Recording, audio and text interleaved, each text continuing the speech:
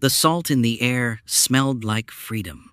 For the first time in years, Clara Benson felt light as she stepped off the shuttle in front of the seaside resort her daughter had chosen.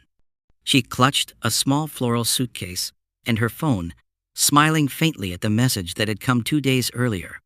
Is greater than, Mom, I booked 2 rooms for us at the Coral Bay Resort. You'll love it there. Those words had played in her mind over and over.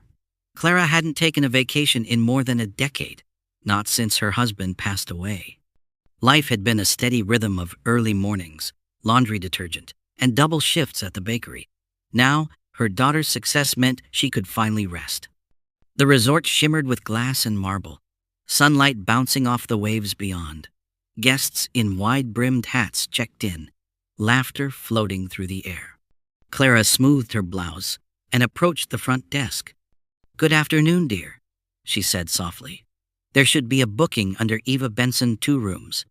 The receptionist, a young woman named Mara, typed briskly, then frowned slightly.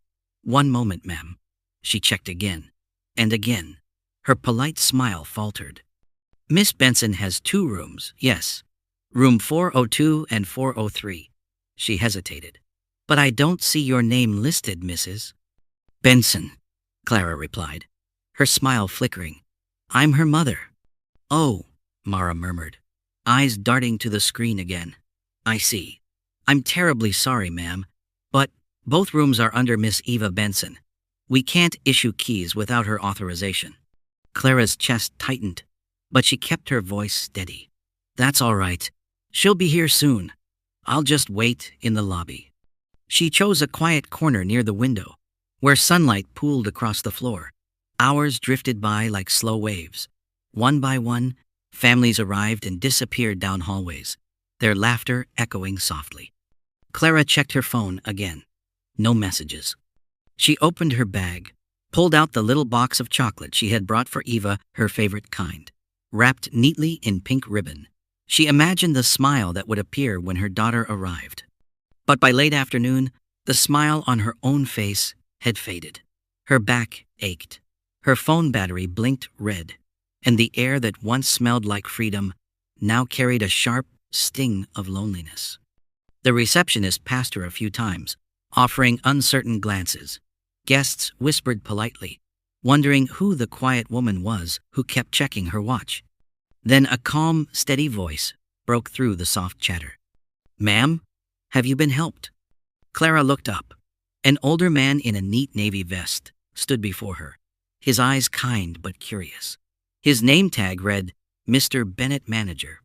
"I'm fine," Clara said quickly, embarrassed. "My daughter booked 2 rooms. I think there was just a small mix-up." Mr. Bennett studied her gently, noticing the small tremor in her hand as she tucked the booking slip back into her purse. He nodded slowly, as though making up his mind. "Well," he said with a small smile, "we can't have you waiting out here any longer, can we?" "Oh, I don't want to cause trouble." He raised a hand. "No trouble at all, Mrs. Benson." His voice softened. "Come with me. You deserve it." Something in his tone made her pause, as if those words weren't about the room at all, but about the years she'd spent giving and never taking. Clara rose, clutching her small suitcase. As she followed the manager down the long, softly lit hallway, her reflection shimmered faintly in the glass. A tired woman, yes, but still dignified, still hoping. And for the first time that day, she allowed herself to breathe. The hallway smelled faintly of lavender and polished wood. Clara followed Mr. Bennett in silence, her shoes making soft sounds against the marble floor. She still felt unsure, as if every step might be a misunderstanding she'd soon have to apologize for. At the end of the hall, he stopped before a white door. "Here we are," he said gently. "Suite 212. She blinked. "Oh, no, sir, this must be a mistake. I can't possibly stay here. I haven't even—" He smiled and placed the keycard in her hand. "Sometimes, ma'am, the world forgets good people. We like to remind it." Clara hesitated, then nodded slowly. When she opened the door, a wave of soft air met her, cool, fragrant, and welcoming. The room was breathtaking. Cream-colored curtains fluttered at the balcony doors, and sunlight spilled across a neatly made bed with crisp white sheets. A small bowl of fresh fruit sat on the table, beside a handwritten note that simply said, "Welcome." She stood there for a moment, holding her breath. Everything looked like it belonged in a magazine, but deep down, it didn't feel like hers. Setting her small suitcase beside the bed, Clara walked to the balcony. The sea stretched endlessly before her, painted gold by the setting sun. She gripped the railing gently, her chest tightening with quiet emotion. "Eva will love this," she whispered to herself. She always loved the ocean. But the words hung in the air, unanswered. Her phone buzzed on the bed. Finally, a message. Her heart lifted, but only for a moment. "Is greater than, hey Mom, I'm so sorry. Plans changed last minute. I came with a friend. Hope you enjoy your rest. Okay? You deserve it." Clara read it twice, then again. Her eyes blurred. She sank slowly onto the edge of the bed, the weight of the words pressing down. She came with a friend. The second room wasn't for her mother. It was for someone else. For a long time, Clara sat in silence. The only sound was the ocean outside, and the faint hum of the air conditioner. She reached for her suitcase and opened it. Inside were the little things she'd packed with care: a wide-brimmed hat, her favorite blue cardigan, a paperback novel, and the pink box of chocolate she'd meant to give Eva. She touched it gently, then placed it on the table beside the fruit bowl. Her phone buzzed again, another message from Eva. "Is greater than sorry, Mom. Don't be mad, okay? You always said I should live a little. I promise I'll make it up to you." Clara smiled faintly through the tears that filled her eyes. "I'm not mad, sweetheart," she whispered. "I'm just here." She walked back to the balcony and let the breeze brush her face. Below, couples laughed and clinked glasses in the open-air restaurant. Somewhere, music played a slow tune with a violin. Clara closed her eyes. She remembered a little girl with pigtails who once held her hand on this kind of evening, asking endless questions about the stars. That child had grown up fast, too fast. When she finally lay down, she didn't cry anymore. The hurt was there, yes, but quiet now, like the ocean outside her window. Before turning off the lamp, she whispered into the still air, "You did your best, Clara. That's enough." And for the first time in years, she allowed herself to rest, not because everything was fine, but because she knew she couldn't wait forever for someone else to make her feel seen. Morning light spilled softly through the curtains, painting the room in pale gold. Clara Benson stirred awake, the sound of waves greeting her like an old lullaby. For a brief second, she forgot where she was. Then she saw the ocean outside her window and remembered she was on vacation, in a room that wasn't supposed to be hers. On the table sat a tray she didn't order, breakfast laid neatly with a folded napkin, toast still warm, and a card tucked beneath the teacup. "Is greater than from the manager. You deserve peace." Her lips trembled as she smiled faintly. The gesture was simple, but it touched a place inside her that had grown quiet from neglect. She ate slowly, savoring every bite, the way someone does when they've learned not to rush through moments anymore. When she finished, she decided to explore the resort. Maybe walk a little, breathe a little, try to feel alive again. The day was gentle. The sky was soft blue. Families passed her on the paths, children running ahead of their parents. A young woman laughed loudly as her mother took her photo near the fountain. Clara stopped, watching them from a distance. She didn't envy them, not exactly. It was more like watching a version of herself that had existed long ago, when Eva was little and her world had still felt full. She continued walking until she reached the garden near the back of the resort. Roses bloomed in quiet rows, their scent sweet and heavy in the warm air. She sat on a wooden bench and closed her eyes for a while, listening to the breeze move through the leaves. "Beautiful, isn't it?" The voice was calm, familiar. Clara looked up to see Mr. Bennett, the resort manager, standing nearby with 2 cups of coffee. Yes, she replied softly, almost too beautiful to believe. He handed her one of the cups and sat beside her. I thought you might like some company. She accepted it with a grateful nod. You're very kind, Mr. Bennet. He chuckled lightly. Old habit. My late wife used to say, I can't stand to see anyone sit alone. They sat in silence for a few moments, the sea faintly audible in the distance. Then he spoke again, quieter this time. You know, I had a daughter once. She used to visit every summer. After her mother passed, she stopped coming. Got busy with her own life. Happens, I suppose. Clara listened, her heart tightening in quiet understanding. Children grow up. They think distance means freedom. He nodded slowly. And parents pretend it doesn't hurt. They both smiled sadly at that. It was the kind of smile that came from shared pain. The kind that didn't need words. After a while, Clara stood and looked toward the horizon. Thank you, she said, for not treating me like a burden. Mr. Bennet tilted his head slightly. You're not a burden, Mrs. Benson. You're a guest. A rare one, someone who still says thank you for a view.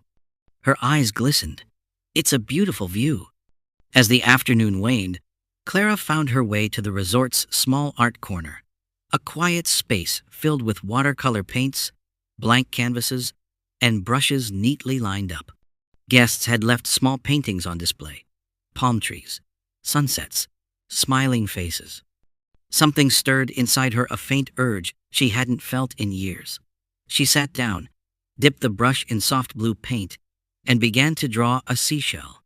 Not a perfect one, just small, delicate, and slightly broken at the edge. It reminded her of the shells she and Eva used to collect when her daughter was little, running down the beach with sand between her toes and joy spilling out of her laughter. When she finished, Clara didn't sign the painting. She simply placed it on the window ledge and walked away. As she passed through the lobby on her way back to her room, Mr. Bennet noticed the faint trace of color on her fingertips. He didn't say anything, just smiled, knowing that somewhere between sadness and silence, she was starting to heal. The sky darkened before noon. A soft drizzle began to fall, blurring the horizon where the ocean met the clouds. Clara Benson stood by the window, watching the raindrops streak the glass. The air smelled like wet earth, and salt, peaceful, but lonely. She had spent the morning reading by the balcony, trying to lose herself in the pages of a light-hearted novel. But no story could keep her mind still for long. Every few minutes, she found herself glancing at her phone, hoping foolishly for a message that never came. By late afternoon, the drizzle turned into steady rain.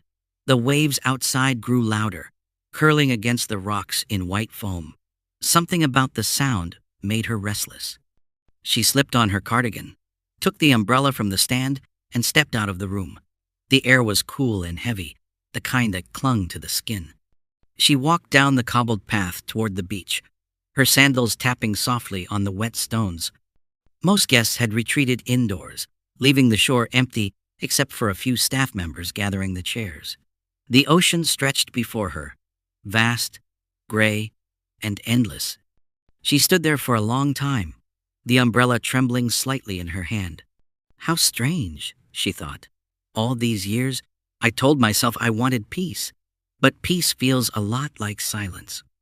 A vibration in her pocket pulled her from her thoughts. Her phone, a message from Eva. Her heart lifted, trembling with a small spark of hope. She unlocked it quickly. Is greater than Girls' Weekend. Look at this view. The picture came through seconds later, Eva smiling brightly with two friends, drinks in hand, sunlight spilling across their faces. No, I miss you. No, wish you were here. Just joy. Carefree, distant joy. Clara's fingers shook. For a moment, she didn't even realize the rain had soaked the hem of her dress. She stared at the photo until her eyes blurred. Then she lowered the umbrella and let the rain fall freely on her face.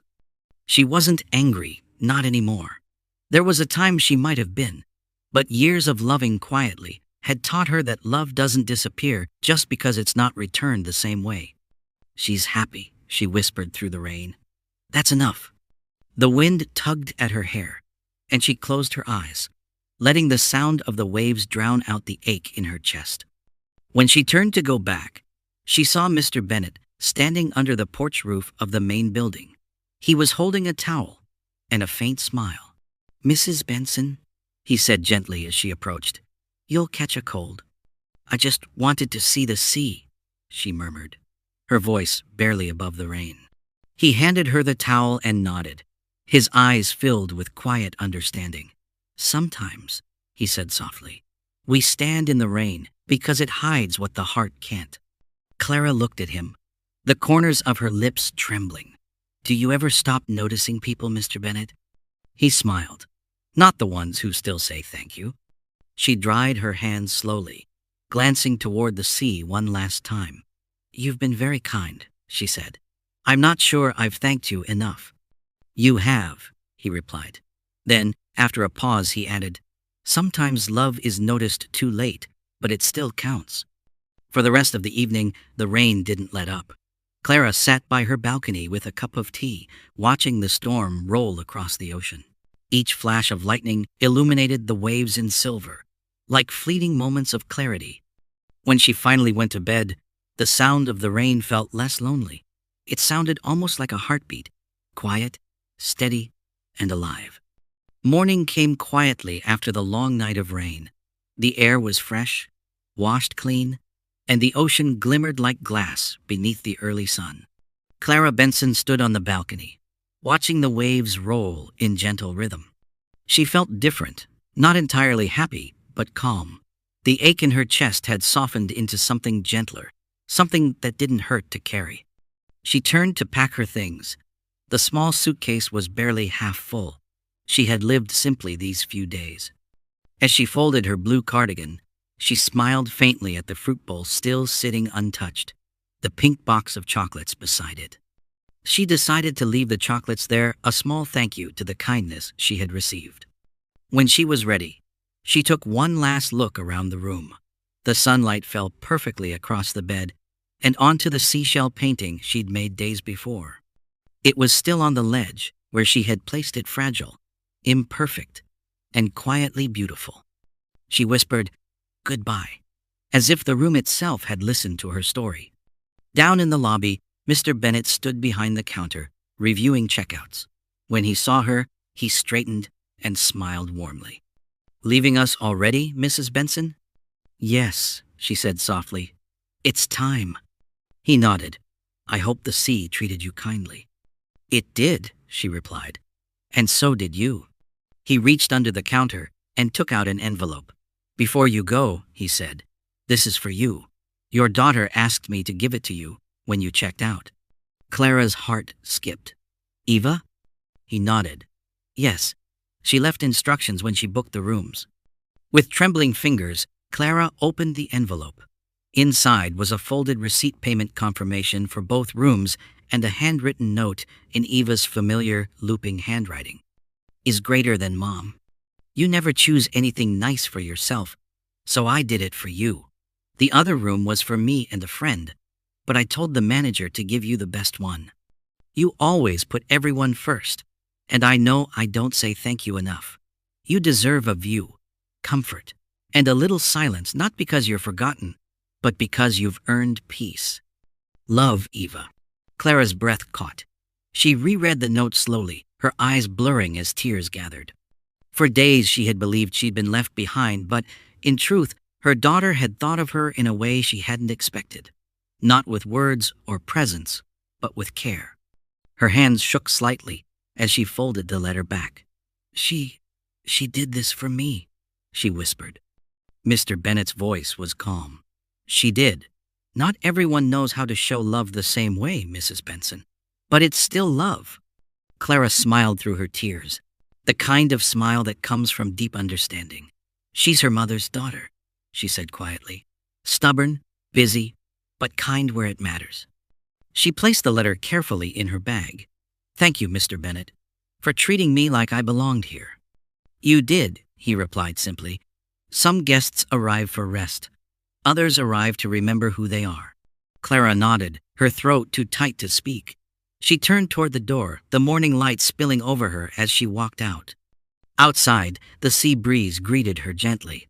The rain had washed the paths clean, leaving puddles that caught the sunlight like mirrors. She paused for a moment, letting the warmth touch her face. The taxi waited near the gate. As she approached, she looked back at the resort one last time. The balconies, the waves, the quiet kindness that had carried her through. In her heart, she whispered, "Thank you, Eva. I see you now." As the car pulled away, Clara rolled down the window and let the wind brush her face. The ocean stretched wide and endless beside her, no longer a symbol of loneliness, but of love, vast, unseen, and always there. For the first time in a very long time, she smiled without holding back. She wasn't forgotten. She was loved, just differently. And that was enough.